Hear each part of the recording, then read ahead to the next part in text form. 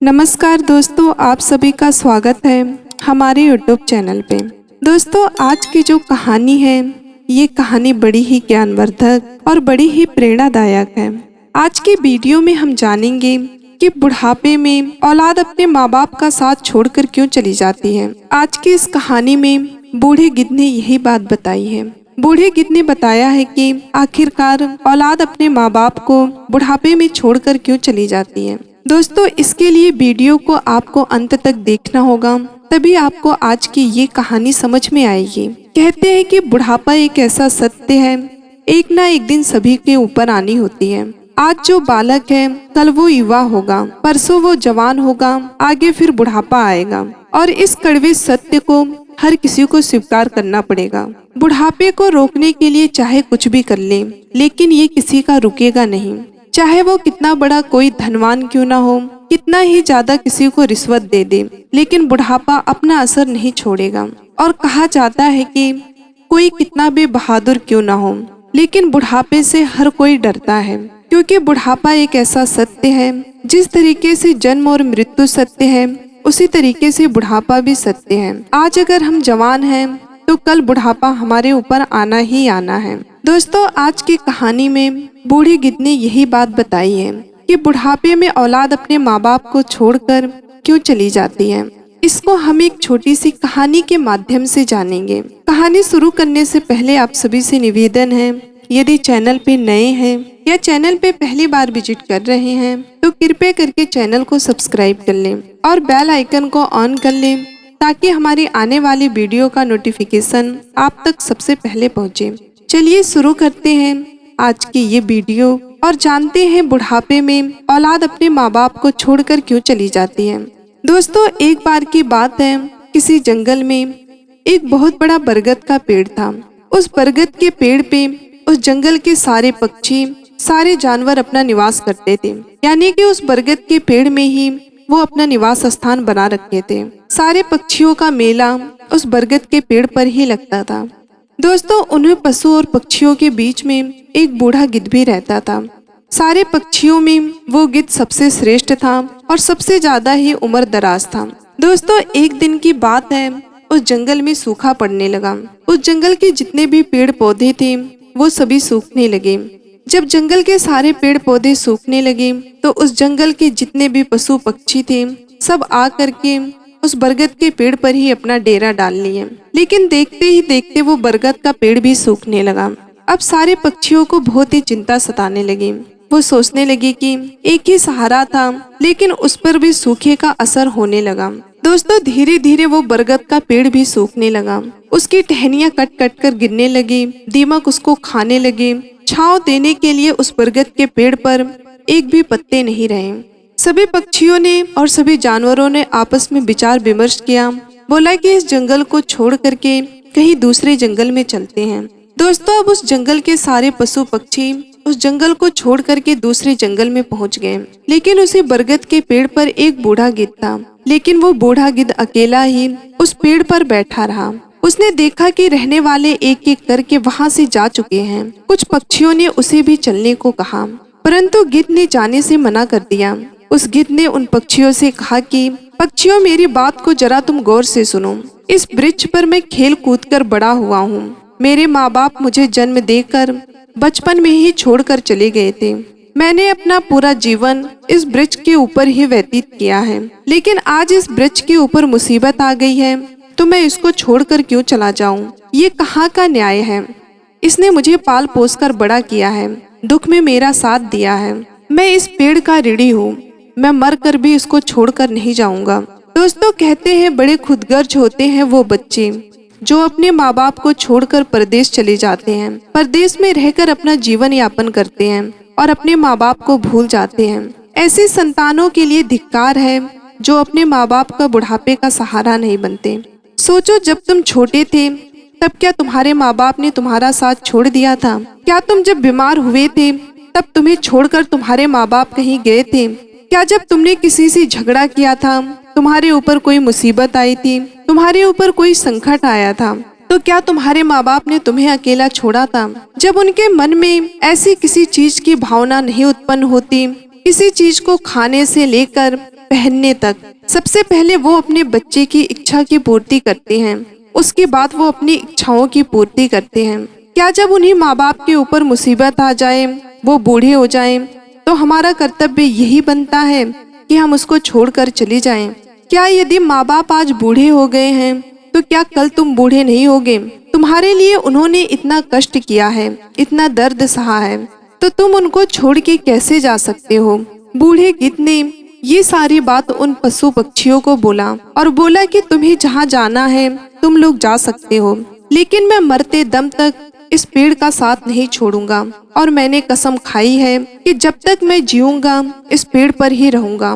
दोस्तों, वो सारे पक्षी उस बूढ़े गिद्ध की बात सुनकर जाने लगे और आपस में बात करते हुए जा रहे थे कि ये बूढ़ा गिद्ध तो बूढ़ा हो गया है, साथ ही इसका दिमाग भी बूढ़ा हो गया है, जो हमारी बातों का इस बूढ़े गिद्ध पर कोई भी असर नहीं हो रहा है। दोस्तों, सारे पशु पक्षी उस जंगल को छोड़ के, उस बरगद को पेड़ को छोड़ के अपना निवास स्थान दूसरी जगह बना लिए, लेकिन वो बूढ़ा गिद्ध उसी पेड़ पर बैठा रहा। दिन भर इधर उधर घूम के थोड़ा बहुत अपने लिए खाने की व्यवस्था करता, फिर शाम को उसी सूखे वृक्ष पर आकर बैठ जाता। इसी तरह से कई रोज बीत गए और इधर जो पशु पक्षी उसको छोड़कर गए थे, उन्होंने सोचा कि वो बूढ़ा गिद्ध अभी भी उसी पेड़ पर बैठा है, क्यों ना हम सब मिलकर उनके पास चले और उन्हें समझा बुझाकर अपने पास ले आए। दोस्तों, यही सोचकर वो सारे पक्षी फिर से उस बूढ़े गिद्ध के पास चले गए और वहाँ पे जाने के बाद उनसे आग्रह करने लगे और कहने लगे कि हे गिद्ध बाबा, इस वृक्ष का जीवन खत्म हो चुका है, मरे के साथ मरना कहाँ की समझदारी है? इसे समझदारी नहीं कहते। कहते हैं कि जीव वही श्रेष्ठ है जिसमें धर्म की हानि ना हो, और देश वही श्रेष्ठ है जहाँ कुटुंब का पालन हो सके। ये वृक्ष बिल्कुल ही जर्जर हो गया है, दीमक इसको पूरी तरीके से खा चुके हैं और किसी दिन हवा का तेज झोंके के साथ यह गिर जाएगा और फिर तुम भी इसके साथ गिर जाओगे। फिर उसके बाद आप कहाँ जाएंगे? विद्वान लोग कहते हैं कि शत्रु, कर्जा, अग्नि, बीमारी, इन चारों को समय रहते दवा देना चाहिए। जो समय रहते इनसे अपना समाधान नहीं करता है, वो बेमौत मारा जाता है। ठीक इसी प्रकार तुम्हें भी इस वृक्ष को छोड़कर किसी खुशहाल स्थान पर अपना निवास बना लेना चाहिए। दोस्तों, पक्षियों के समझाने पर भी बूढ़ा गिद्ध उसको छोड़ने को तैयार नहीं हुआ। कहने लगा, भाइयों, ये वृक्ष मेरे माँ बाप के समान है। मेरे माता पिता मुझे जन्म देकर इसी वृक्ष पर मुझे छोड़कर चले गए थे।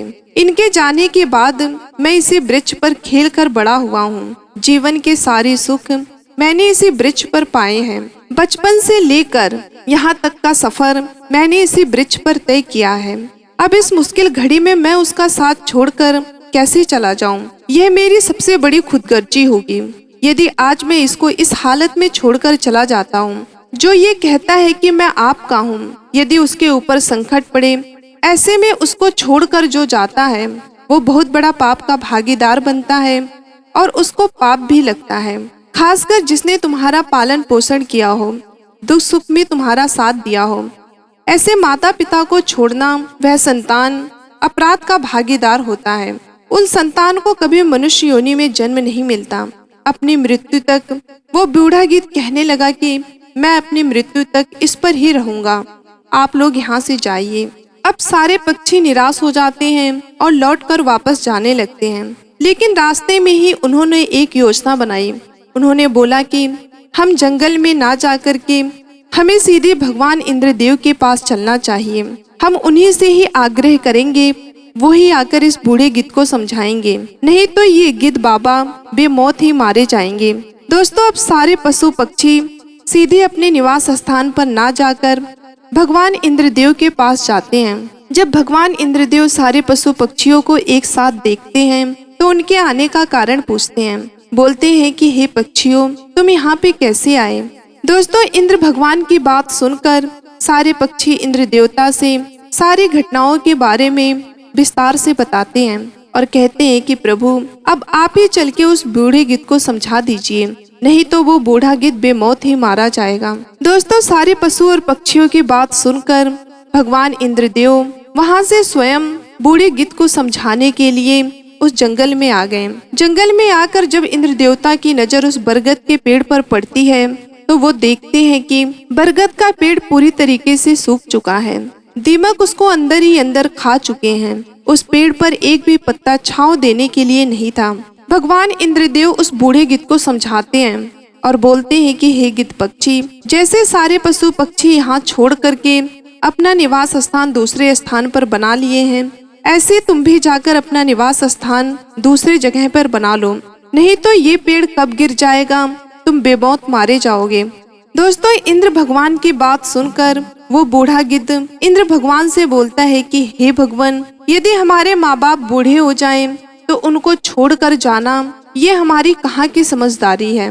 यदि हमारे माँ बाप बूढ़े हो जाते हैं, वो बीमार हो जाते हैं, कमजोर हो जाते हैं, क्या संतान का ये फर्ज बनता है कि वो उसको छोड़कर चले जाएं?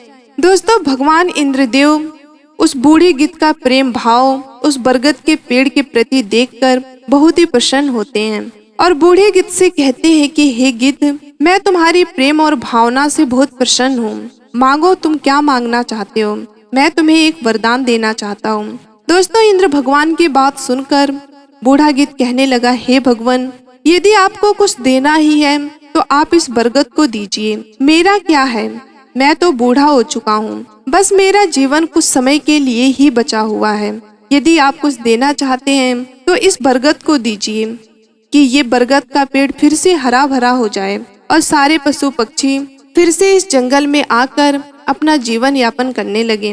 दोस्तों, उस बूढ़े गिद्ध की बात सुनकर भगवान इंद्रदेव फिर से उस बरगद के पेड़ को हरा भरा कर देते हैं और उस जंगल में वर्षा होने लगती है। फिर से उस जंगल के पौधे सारे हरे भरे हो जाते हैं और सारे पशु पक्षी आकर के फिर से अपना निवास स्थान बना लेते हैं और फिर से उस जंगल में खुशहाली आ जाती है। दोस्तों, कहते हैं कि एक माँ बाप अपने 10 संतान को पाल सकता है, लेकिन एक संतान अपने अकेले माँ बाप को नहीं पाल सकता।